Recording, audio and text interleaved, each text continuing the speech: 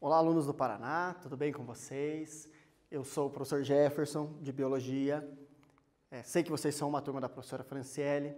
Algumas coisas que estão além do nosso controle aí fizeram com que hoje eu precisasse dar essa aula para vocês. O trabalho vai ser sempre buscando que vocês entendam tão bem quanto vocês estavam entendendo com ela. Ela em breve retorna. Quero deixar um recado para vocês que vocês têm as ferramentas para vocês revisarem as aulas anteriores e uma nova ferramenta agora no Google Sala de Aula, no Classroom. Que ferramenta é essa? Presença. Quando você clicar na aula, então você clicou lá na aula 10, vai aparecer para você o link da aula, o link com os slides e vai ter um tópico chamado presença. Você clica ali e a sua frequência automaticamente é gerada no livro de chamada do seu professor.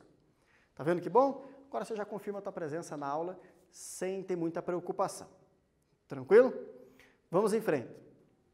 Uma companhia bem especial para a nossa aula de hoje aqui, nosso amigo Microscópio, veio aqui ajudar vocês a compreenderem um pouco mais da biologia.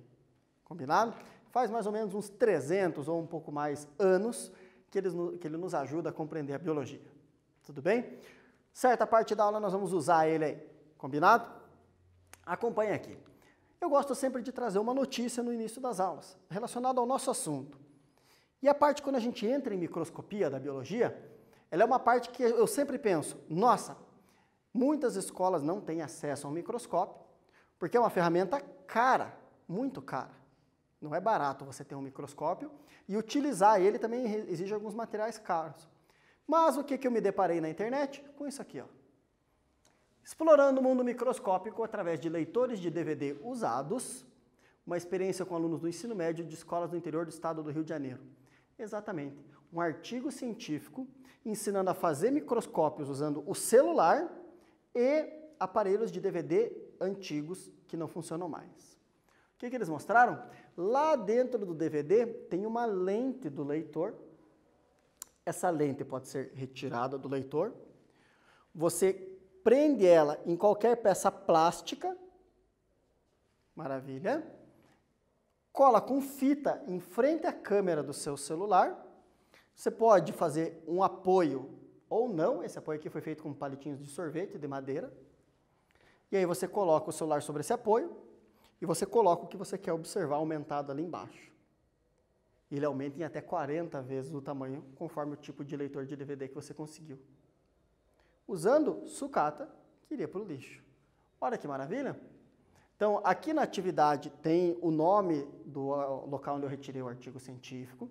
Quem quiser refazer, brincar em casa, fazer algo assim, aproveitar esse tempo de quarentena para fabricar. Eu tenho um DVD velho aqui em casa que não funciona, professor. Vou fazer isso daí, fazer um microscópio com o meu celular. Faça, é uma boa ideia. Aproveite esse seu tempo em casa para isso. Objetivos da nossa aula de hoje. Estudar citologia, estudar as células. Combinado? Primeiro objetivo, ser feliz. Esse é o primeiro de todos.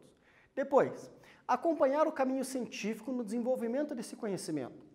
Quais foram os cientistas, quais técnicas eles aplicaram e quais conhecimentos eles trouxeram. Interessante? Entender as motivações e necessidades que inspiraram cada um a pesquisar em suas empreitadas. Então, cada um pesquisou porque tinha uma motivação diferente, mas descobriram coisas do mesmo assunto. Analisar os resultados encontrados por cada cientista na busca de conclusões a respeito do que era visto e aceito na época. E essas aulas são muito interessantes porque elas trazem uma visão e a ciência transformando essa visão de maneira incrível, coisa que hoje a gente acaba não prestando tanta atenção, mas a ciência, sim, diariamente transforma a nossa vida. Basta que você queira transformar a sua visão. Olhe através do olhar da ciência e você vai ver uma transformação muito grande. Vamos lá. Para começar as aulas, pessoal, eu gosto de trazer um quiz que ele ajuda a revisar um pouco do que vocês viram na aula anterior e abrir o seu pensamento para a aula de hoje. Eu vou ler para vocês, vocês resolvem e após isso eu corrijo. Combinado? Beleza. Quanto ao provável corpo dos primeiros seres vivos a surgirem na Terra, marque a correta. Aqui do lado uma imagem criada em computador de um mar revolto, vulcões, descargas elétricas na atmosfera, mais ou menos como era a Terra primitiva. Então, nessa Terra primitiva, os primeiros seres vivos a surgir, eles eram complexos e multicelulares?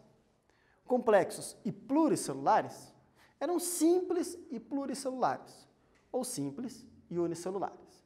Resolve e eu já retorno com a correção.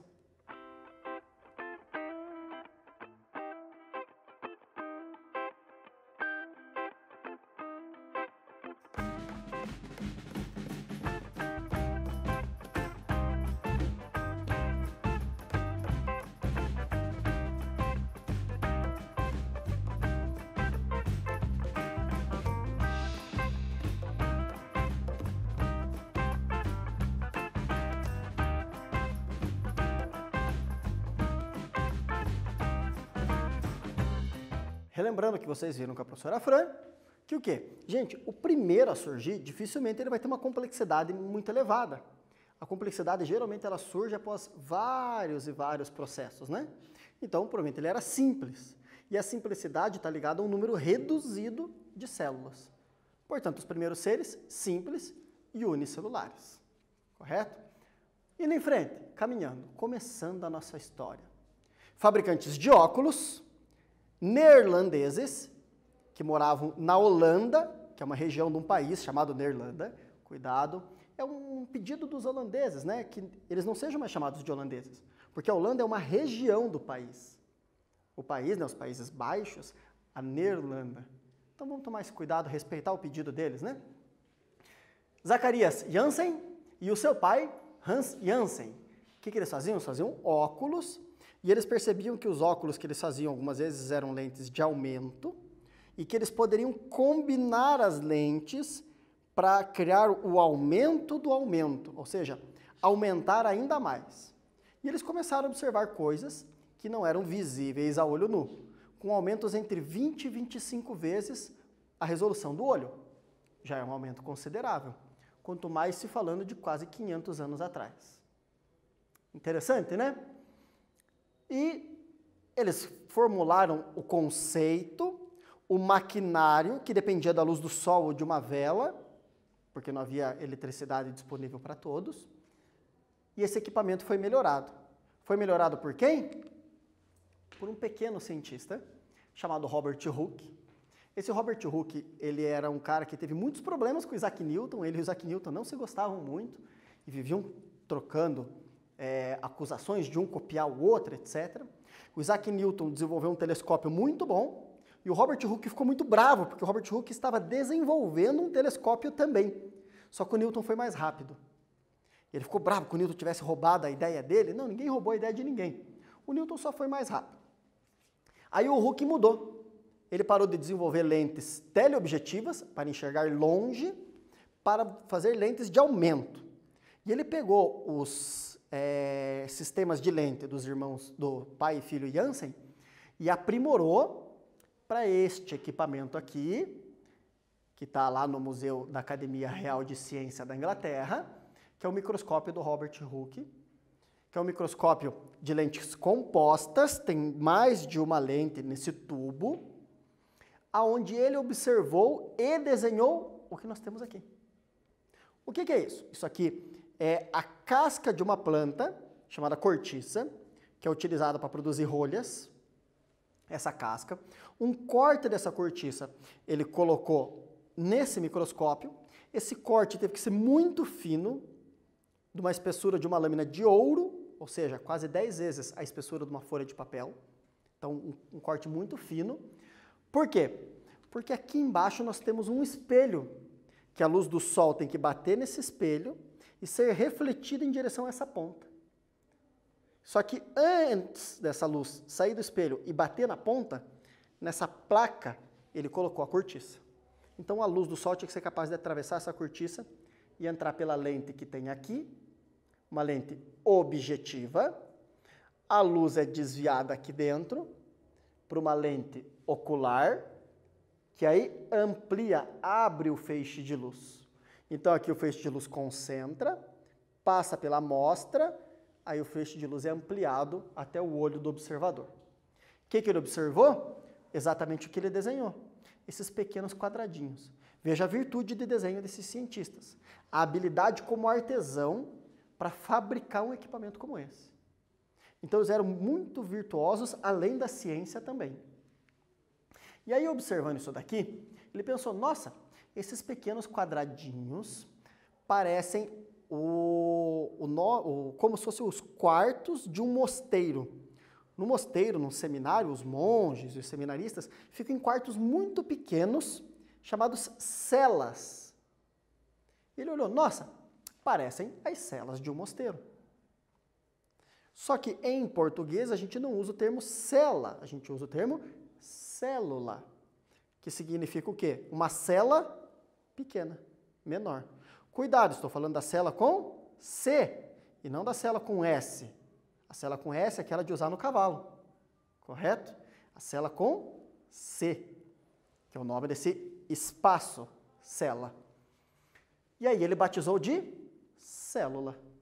Ele batizou, ele não disse o que fazia, ele não sabia que isso pertencia a outros seres vivos, ele somente batizou a observação dele de cela. Ele era um astrônomo, matemático e físico, que desenvolveu um equipamento que obedece leis físicas para ampliar imagens. E a ideia dele era o quê? Telescópios de alta precisão. O Newton saiu na frente, ele mudou para microscópios de alta precisão. E ele conseguiu. Continuando a ideia, vamos falar deste senhor aqui, Anton van Leeuwenhoek.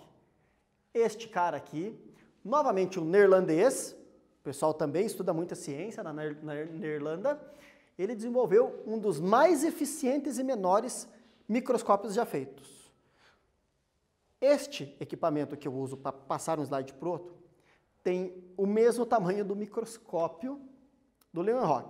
Olha só, gente. Comparem o microscópio do Leeuwenhoek com o microscópio que a gente tem hoje. E a gente tem microscópios tão poderosos hoje que acabam ocupando uma sala inteira, do tamanho de uma sala de aula. Maravilha? Como é que funciona o microscópio do Leeuwenhoek? Chega aqui pertinho. Aqui é a lente do microscópio. Então vou comparar com o meu equipamento. Aqui está a lente.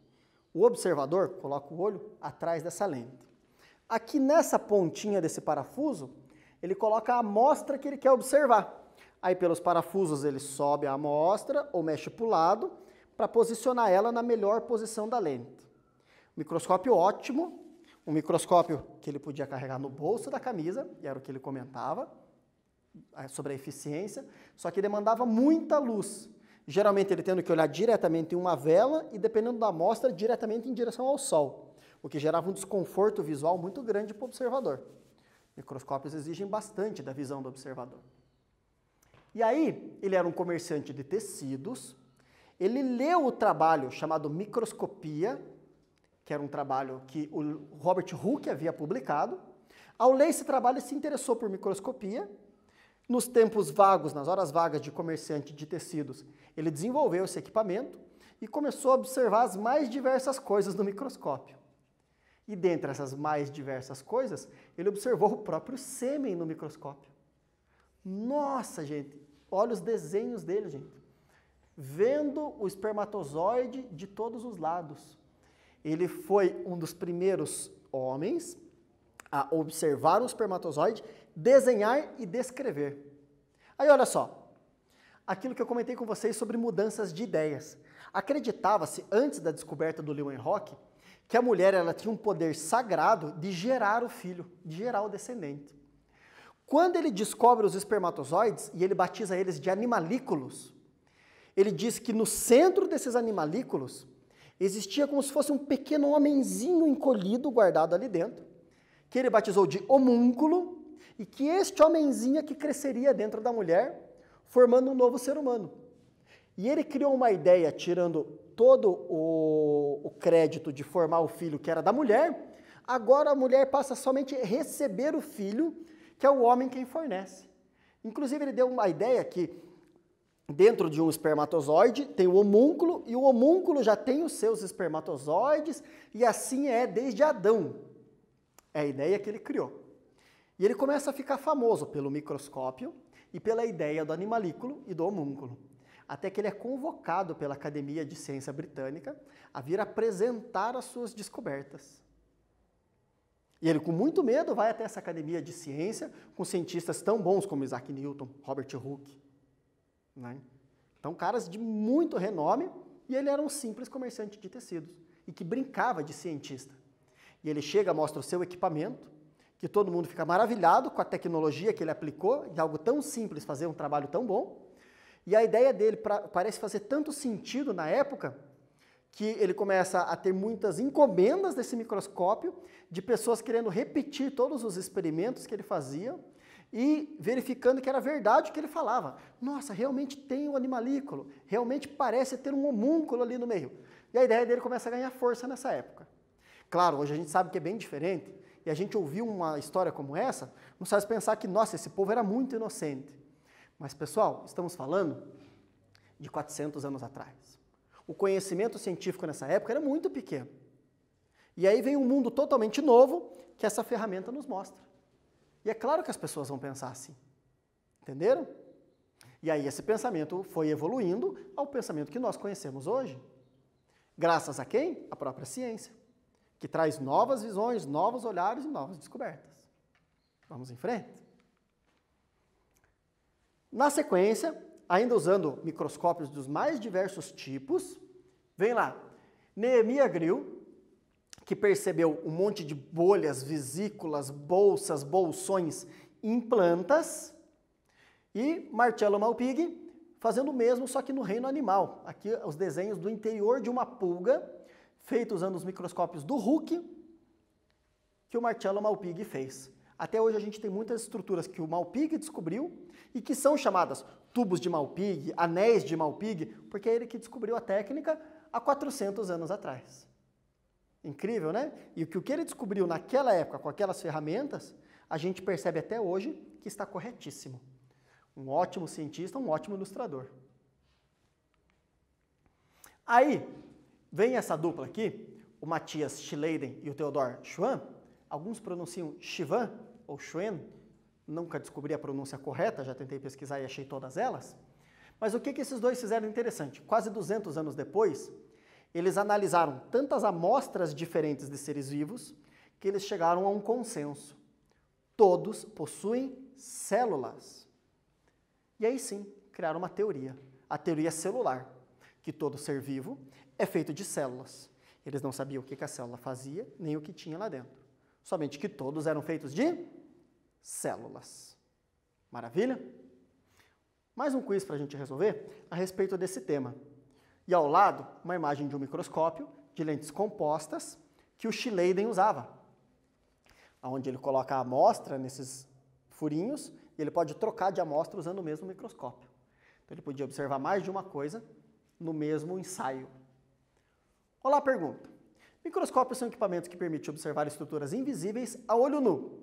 Para isso, eles, letra A, desviam a luz para o olho. B, aumentam a luz para o olho. C, dispersam a luz para o olho. Letra D, espalham o feixe de luz para o olho. Responde e já voltamos.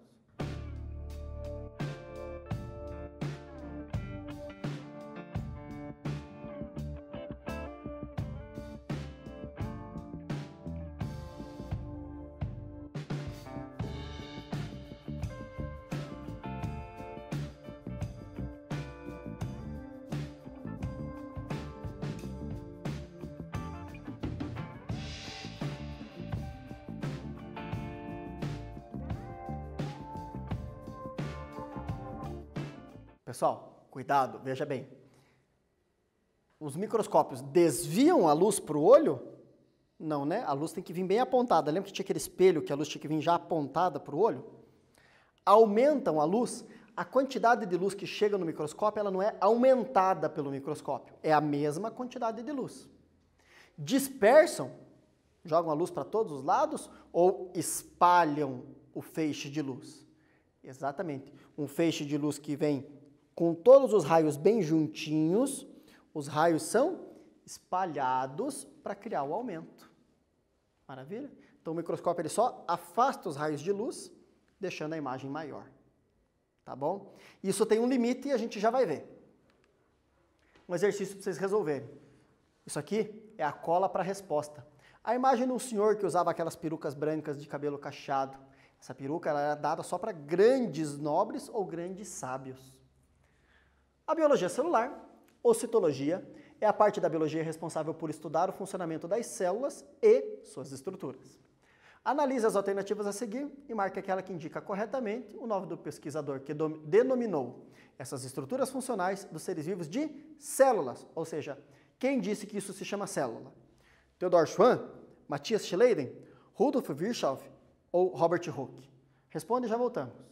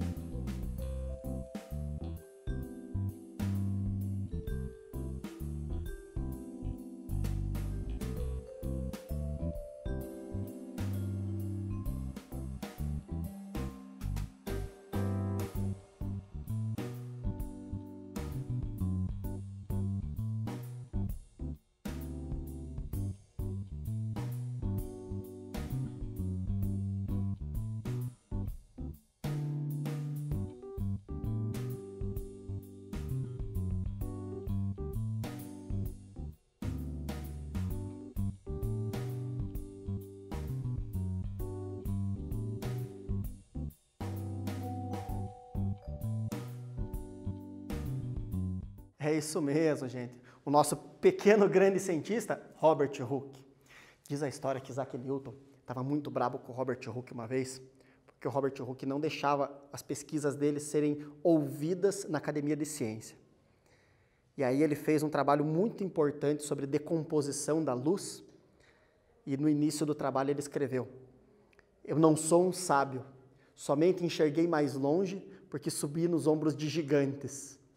E todo mundo diz que ele escreveu essa frase só para excluir o Robert Hooke, que era pequenininho da história. Será? Vamos lá, né? Outro exercício para vocês. A teoria celular, que é a base da biologia celular, sustenta-se em uma ideia central. Analise as frases abaixo e marque aquela que indica corretamente a principal afirmação desta teoria. Letra A. As células são unidades funcionais de parte dos seres vivos. B. Todos os organismos vivos são formados por células. C. Toda a matéria existente no planeta é formada por células. D. As células são formadas por membrana, citoplasma e núcleo. Letra E. Nem todo organismo vivo é formado por células. Anota, responde, já voltamos.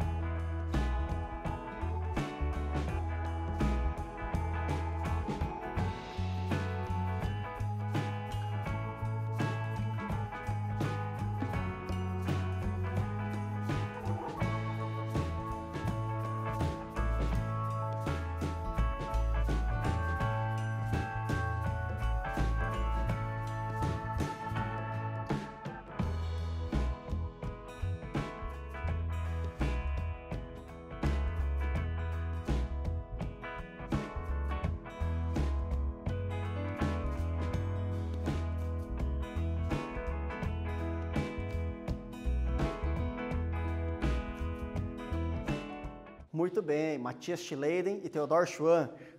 Todos os organismos vivos são formados por células. Maravilha? A pergunta errada por quê? Parte dos seres vivos tem células? Não é parte, são todos. Letra C. Toda a matéria do planeta é formada por células? Não. Estamos entrando na química, a matéria é formada por átomos. Letra D. Células são formadas por membrana, citoplasma e núcleo? Não, tem células que não têm núcleo. A gente nem comentou disso ainda, né? Letra E. Nem todo organismo vivo é formado por células. Errado. Todos têm células. Maravilha? Agora a parte de microscopia, gente. Olha só algumas imagens para vocês. Um microscópio estereoscópio, um óptico, um fonescópio para usar em celulares, uma lupa, um microscópio eletrônico de transmissão. Vamos em detalhes nessa microscopia, nessas ferramentas. Entender como elas funcionam é importante por quê? Porque quando a gente vai fazer ciência, eu tenho que ter a ferramenta adequada. Eu não vou pegar a chave de fenda quando eu quero serrar uma árvore. Eu vou pegar um serrote, eu vou pegar um machado, eu vou pegar uma motosserra. Entende? Eu tenho a ferramenta adequada para cada função. Então a gente fala microscópio, parece, nossa, microscópio. Não. Microscópios adequados para cada função. Maravilha? Olá. Microscópios de luz refletida. A luz bate no objeto e volta. O nosso olho funciona assim. A luz está batendo nesse objeto, está vindo em direção aos meus olhos, eu identifico o objeto. Maravilha? O que acontece é que eu ponho uma lente no meio do caminho. E quando a luz está voltando do objeto, essa lente espalha os feixes. Maravilha? Então aqui, ó, coloco o objeto em cima da base, a luz vem de uma lâmpada que tem aqui em cima, bate e volta. Quando ela volta, ela entra na objetiva, que aumenta, que espalha, e a ocular, que aumenta mais ainda. E eu posso enxergar. Fonescópio é a mesma ideia. Aqui junto até dá para ver, tem um celular, o fonescópio com clips preso a ele, e aqui tem uma lâmpadazinha de LED. Essa lâmpadazinha de LED emite a luz, bate no objeto que eu estou observando, ela volta para a câmera do celular, antes de entrar na câmera, passa pela lente de aumento. Bem simples, tem na internet para comprar por menos de R$20. Ou você pode fazer o seu fonescópio usando a lente de DVD que eu recomendei para você. Eu faria o fonescópio.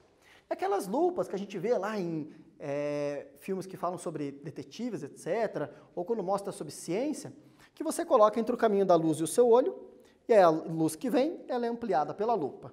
Eu só preciso colocá-la na posição onde a imagem não fique distorcida. Maravilha? Todos aqui são possíveis de usar com luz natural, funcionam melhor quando tem uma luz artificial. O que acontece? Eu teria algo pequeno, que é ampliado sem precisar mudar a cor, sem precisar estar morto. É o nosso único tipo de microscopia de simples capacidade e que pode ser usada para observar coisas vivas. Poucas coisas vivas eu posso olhar no microscópio. Aqui é um caso. Maravilha? Aí nós vamos para o de luz transmitida. Olha o tipo de imagem que forma. Espermatozoides. A ideia do Leeuwenhoek não era ver espermatozoides? Então eu vou trazer para vocês o tempo todo imagens de espermatozoides agora. Então aqui, espermatozoides são rosas e azul? Não. Eu preciso de corantes. A técnica adequada também faz muita diferença na hora de usar microscópio. O corante adequado, a maneira de desidratar a célula, de fixar a célula. Então quando eu vou observar material vivo, nesse tipo de microscópio, que é esse o nosso amigo, vamos mudar para cá já. Observar aqui, eu preciso preparar a célula. Para eu preparar ela, eu tenho que desidratar, eu tenho que fixar, deixá-la firme e fazer cortes ultra finos. Para daí, pôr numa lâmina de apoio. Como é que vai fazer? Essa lâmina de apoio vem aqui. Aqui embaixo tem uma lâmpada. Essa lâmpada emite uma luz que vai passar por uma primeira lente. Essa primeira lente vai pegar os raios de luz e vai concentrar eles no mesmo ponto. Que é onde? Que é na minha lâmina de vidro que está aqui, com a minha amostra. Quando essa luz passar por essa lâmina, ela vai entrar por uma dessas objetivas. Essas objetivas, cada uma tem uma capacidade de ampliação. A menorzinha amplia 4 vezes. Essa aqui já amplia 10 vezes. Essa aqui amplia 40 vezes. E essa aqui amplia 100 vezes. Uma ampliação grande, né? Vamos voltar para de menor aumento. Então a luz saiu da lâmpada, passou pelo condensador que concentrou os raios, atravessou a minha lâmina com a amostra, entrou na objetiva. Ao entrar na objetiva, ela já cresce 40 vezes. Aqui em cima tem um espelho. Esse espelho reflete a luz para a ocular. A ocular, neste caso, aumenta 10 vezes. 10 vezes, já tinha aumentado 10 vezes. 10 vezes 10, aumento de 100 vezes.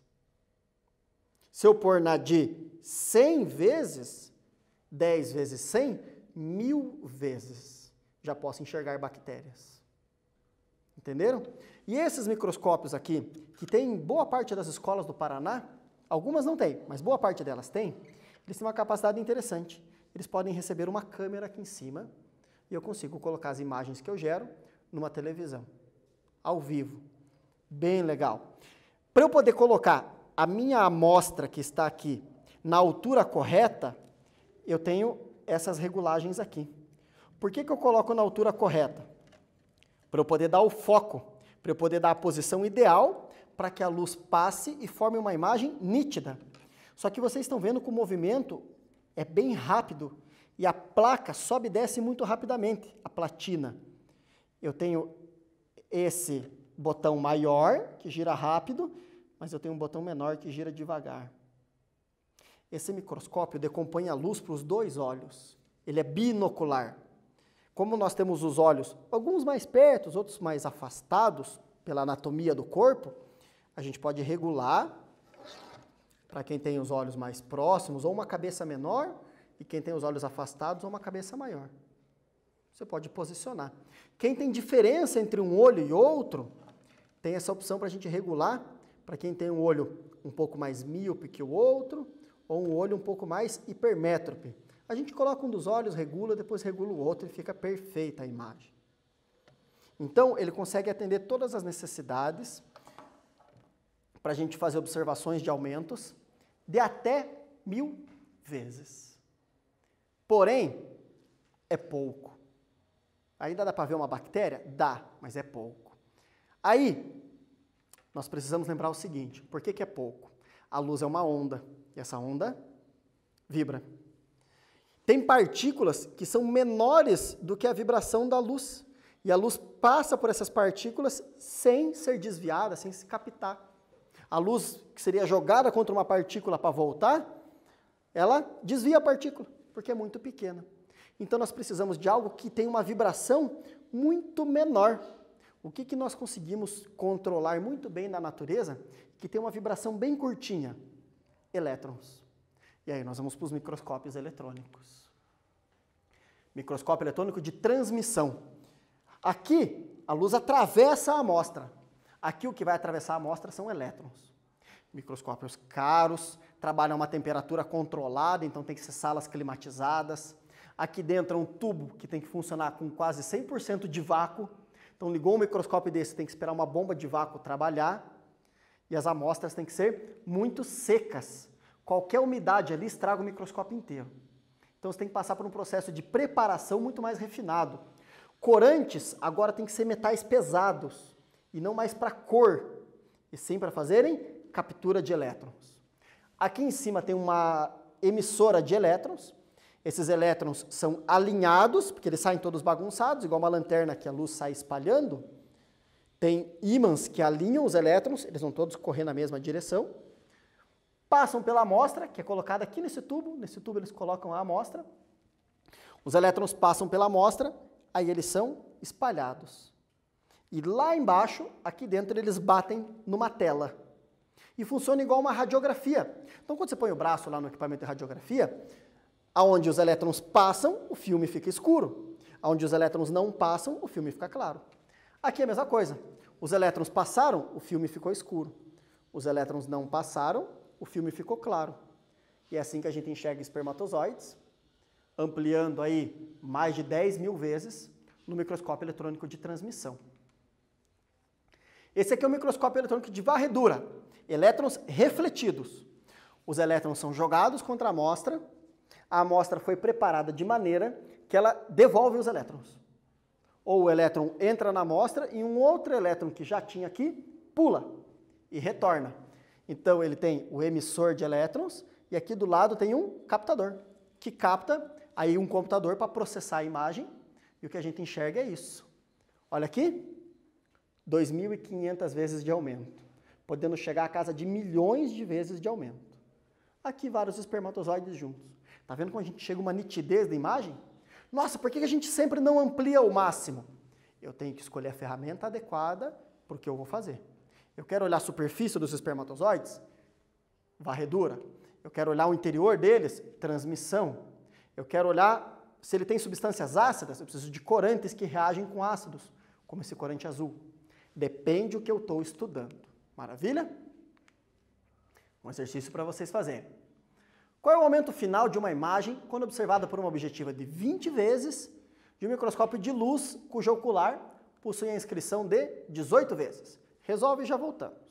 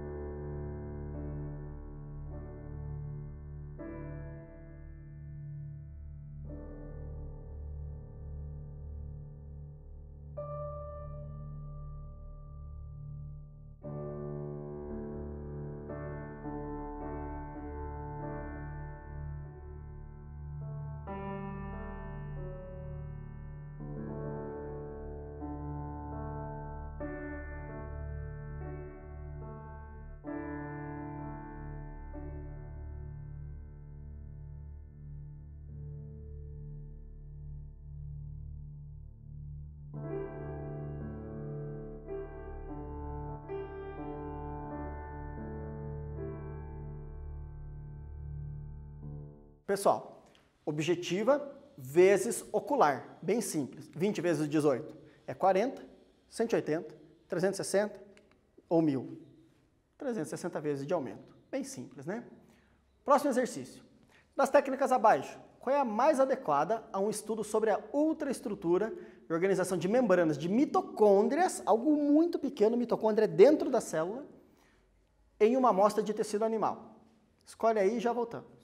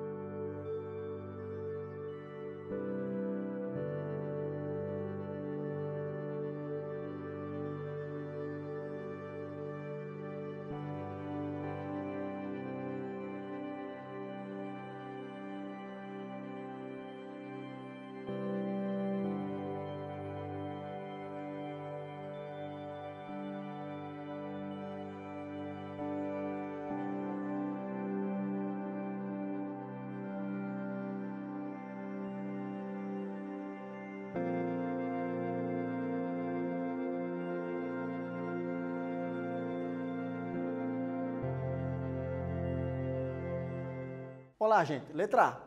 Uma microscopia eletrônica de transmissão. Transmissão, os elétrons atravessam. Eu vou ver o interior da mitocôndria. Varredura, os elétrons batem e voltam. Eu vou ver a superfície. Luz transmitida, a luz passaria pela mitocôndria sem eu praticamente perceber uma mitocôndria. Então, luz não serve para nós. Sobra transmissão ou varredura? Eu quero ver a membrana. Se eu quero ver membrana, está em volta. Microscopia eletrônica de varredura. Ferramenta correta para o que eu estou pesquisando. Para fechar, gente, relembrando, Janssen, Hooke, Leeuwenhoek, Grill e Malpighi, todos eles estavam buscando o quê? Cada um uma coisa, mas ambos usando o microscópio. Um buscando melhorar a lente, outro buscando estudar tecidos, o outro estudando plantas, outros animais, entenderam? Schleiden e Schwann, que criaram a teoria celular, principalmente do Matthias Jacob Schleiden. Ele é o principal idealizador. Todo ser vivo é feito de células. Microscopia exige preparação. Eu não pego no mato e coloco aqui. Eu preparo para aquilo ser observado. Microscópio de luz refletida. Lupas. A luz bate e volta. Luz transmitida. Esse rapaz aqui que nós usamos na aula. A luz atravessa. Eletrônico de transmissão. Vou ver coisas menores e agora eu vou emitir elétrons. Os elétrons atravessam. O de varredura, os elétrons batem e volta. E por último, uma dica que eu sempre dou para os alunos: tome água, se alimente bem, faça atividades em casa, leia, escreva, desenhe, cozinhe, limpe, converse com quem está ao seu lado. Mantenha uma rotina saudável e nosso tempo de isolamento social vai ser muito melhor. Obrigado por ficar comigo nessa aula e fiquem bem.